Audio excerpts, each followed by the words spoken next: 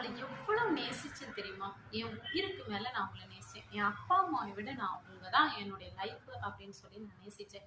ஆனா, அவங்க வித்தின் செகண்ட்ஸ்ல ஒரு சின்ன ஒரு காரணத்துக்காக அவங்க என்ன தூக்கி போட்டுட்டு போயிட்டாங்க. நான் அவங்க மேல எவ்வளோ அன்பு வச்சிருந்தேன் தெரியுமா? ஆனா, என்னுடைய அன்பு அவங்களுக்கு புரியவே இல்ல. இதுக்காக என்ன வேணாலும் செய்யலாம் அப்படிங்கிற தயாரா இருந்தேன். நான் எவ்வளவோ காரியங்கள அவங்களுக்கு செஞ்சிருக்கிறேன். ஆனாலும் அவங்க அது எல்லாமே புரிந்து கொள்ளாம, அவங்க ஏதோ ஒரு காரணத்திற்காக என்ன உதறி தள்ளிவிட்டு போயிட்டாங்க அப்படின்னு சொல்லி வருத்தப்படுறீங்களா? எனக்கு பிரியமானவர்களே, உலகத்துல இருக்கிற எல்லா மனுஷர்களுக்குமே ஏதோ ஒரு தேவை இருக்கிறதுனால அவங்க நம்மகிட்ட பழகிக்கிட்டு இருக்கிறாங்க. அந்த தேவைகள் அவங்களுக்கு நம்ம மூலியமா நிவர்த்தி ஆகிடுச்சு, இல்ல நம்மளை விட இன்னொருத்தவங்க மூலியமா அவங்களுக்கு அந்த தேவைகள் சந்திக்கப்படுது அப்படிங்கும்போது அவங்களுக்கு நம்ம வேண்டாதவங்க. ஏசாயா 49வது அதிகாரத்துல 15வது வசனம் இப்படியாய் சொல்லுகிறது, ஸ்திரீயானவள் தன் பாலகனை மறப்பாளோ, அவள் மறந்தாலும் நான் உன்னை மறப்பதில்லை. உண்மையா நேசிக்கிற கர்த்தர் மேல வச்சு பாருங்க, அவர் உங்களை ஒரு நாளும் மறக்க மாட்டார்.